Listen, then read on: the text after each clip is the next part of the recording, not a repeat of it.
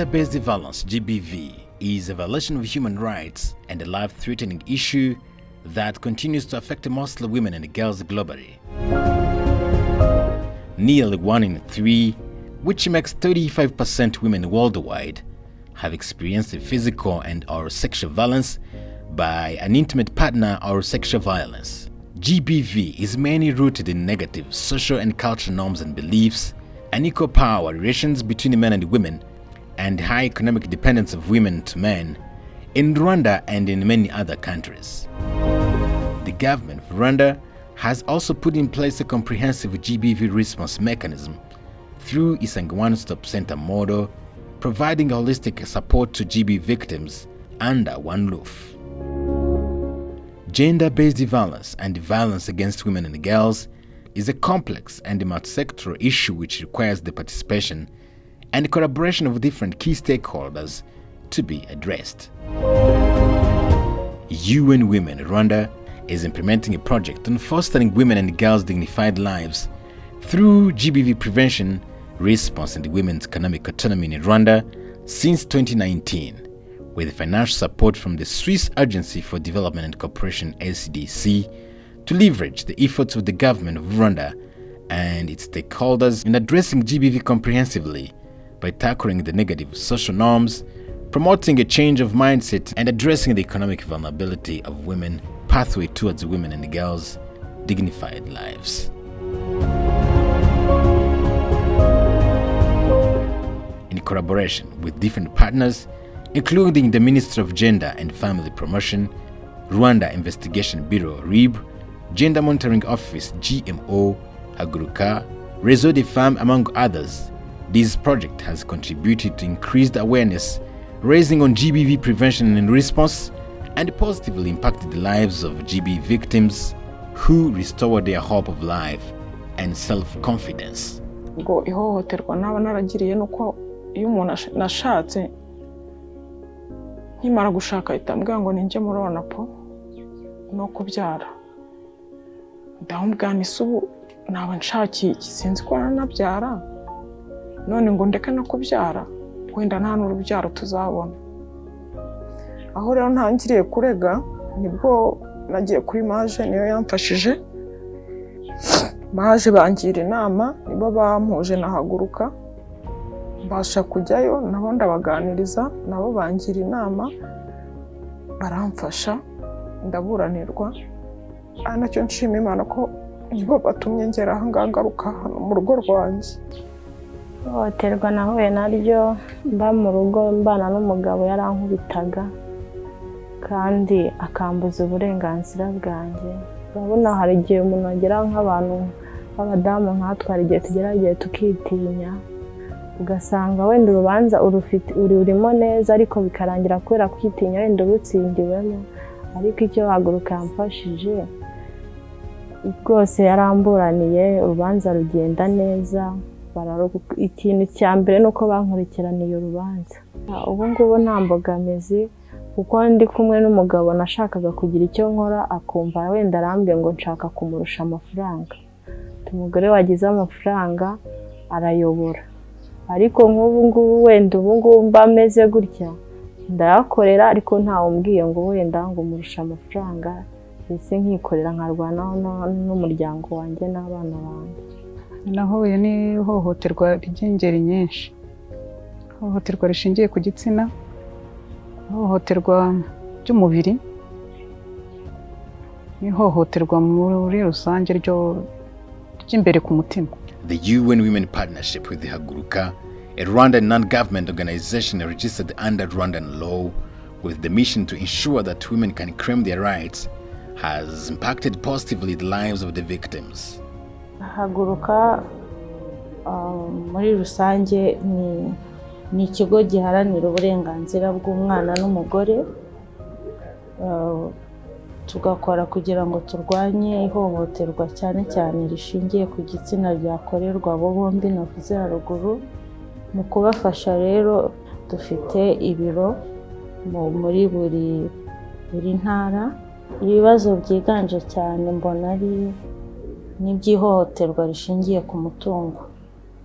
Usanga abadamu benshi twakira baba bafite ibibazo by'uko bahejwe ku mutungo, banze guhabwa amasambu, babujijwe kuzungura. Usanga ari byo navuga ko biri ku isonga. Hagakurikiraho ikibazo cy'abana b'abangavu baba baratewe inda bakabihakana. Usanga nabyo ari ibibazo twakira cyane. Ibindi navuga ko n'ubuharike ntabwo buri hejuru cyane, ariko nubwo nashyira nko ku mwanya wa gatatu. Among other UN Women Rwanda partners in fighting GBV, there is the Réseau des Femmes. It is a non-government organization with the mission to empower rural women so that they fully participate in the transformation of their lives and become actors and vectors of a positive change for sustainable development. The organ, through Umugoroba w'Umuryango, raised awareness on GBV prevention via village trained committees and local leaders. Duhugurwa n'inzego zitandukanye n'imiryango itandukanye, iduhuriza hamwe kandi bagahugura za nzego nyinshi zitandukanye. Nanone za nshuti z'umuryango, dufite inshuti z'umuryango hasi mu midugudu, hagiye habamo inshuti z'umuryango ebyiri muri buri mudugudu, harimo senefu, noneho hakiyongeraho inzego z'ibanze. Bigaragara ko twese duhurira hamwe dusenyera umugozi umwe. Iyo duhuye duhugura abaturage, bigaragara ko biri gutanga umusaruro.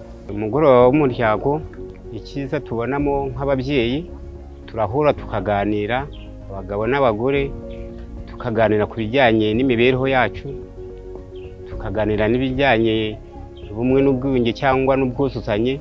UN Women ndayishimira cyane kuko dufitanye umushinga ukorera mu karere ka Gasabo na Nyarugenge, by'umwihariko mu murenge wa Kinyinya n'umurenge wa Mageragere, aho twabonye ko ihohoterwa rishingiye ku gitsina ntabwo rigenda rirangira burundu, cyane ko twabonye ko n'abashinzwe gukemura ibyo bibazo, abashinzwe kurirwanya, abashinzwe kurikumira, ari bo za nzego z'umutekano zegereye abaturage, ahari urwego rwa daso, ahari inshuti z'umuryango, hari abashinzwe umutekano mu tugari no mu mudugudu.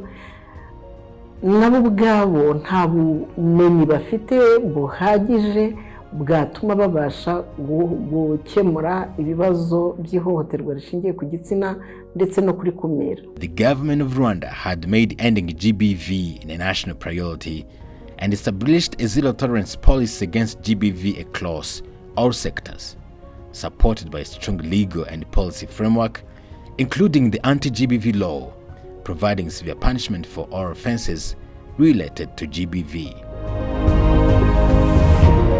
Ijemo n'urwego rwa leta yose ifite ingamba zikomeye cyane zikakaye zigamije kugira ngo zikumire cyangwa se zihane ihohoterwa igihe cyabaye.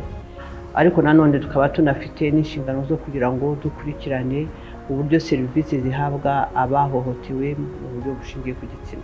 Mu myaka yashize kera, umuntu wabaga wahuye n'ihohoterwa yajyaga mu nzego nyinshi, akajya kuri polisi, akazajya mu butabera, akazajya kwa muganga, ugasanga aragomba kujya mu nzego nyinshi cyane kugira ngo ashobore guhabwa serivisi.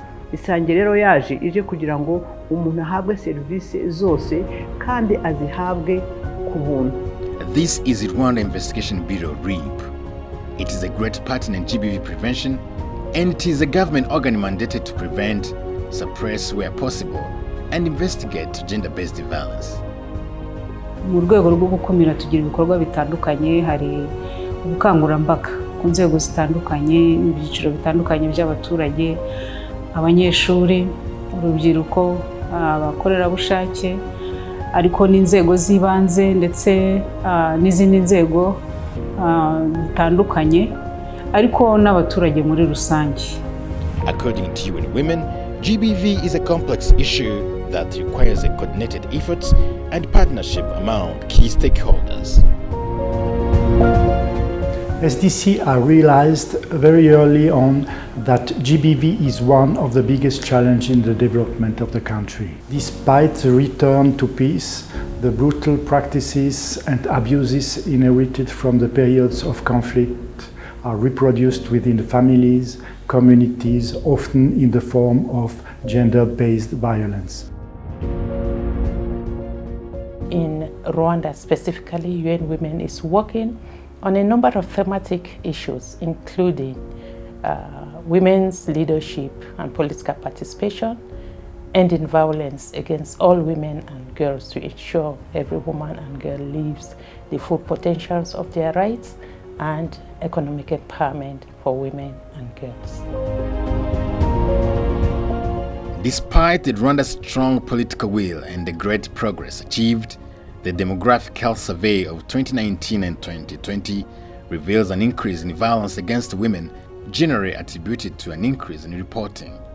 The Rwanda Investigation Bureau data indicate that the GBV reporting has been on the rise the year 2017 and 2022.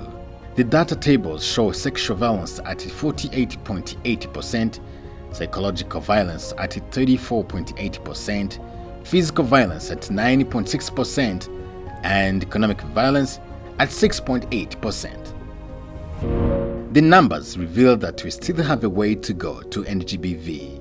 The possibility lies in partnerships and advocacy, coupled with coordinated actions or services across different sectors such as justice, health, and education, among others.